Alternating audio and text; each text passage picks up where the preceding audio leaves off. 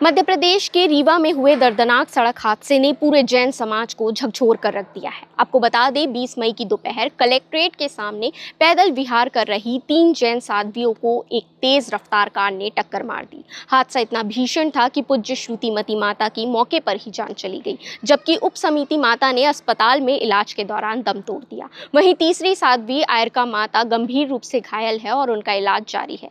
बताया जा रहा है कि तीनों साध्वियां धार्मिक परंपराओं के अनुसार पैदल विहार कर रही थी। हादसे के बाद इलाके में अफरा तफरी मच गई और स्थानीय लोगों ने घायलों को तुरंत अस्पताल पहुंचाया। वहीं घटना को अंजाम देने के बाद आरोपी चालक रशीदाबाद अली शाह मौके से फरार हो गया, लेकिन पुलिस ने करीब 270 किलोमीटर पीछा करने के बाद जबलपुर के बहोरी पार टोल प्लाजा से उसे गिरफ्तार कर लिया। इसके अलावा देश भर में साधु संतों की सुरक्षा सुनिश्चित करने के लिए राष्ट्रीय संत सुरक्षा नीति लागू करने की मांग उठाई जा रही है। इस घटना के बाद जैन समाज में भारी आक्रोश है। इस हादसे के विरोध में 25 मई को देश भर में मौन रैली यात्रा निकाली गई। इसी कड़ी में खांडवा में सकल जैन समाज द्वारा विशाल मौन रैली भी निकाली गई।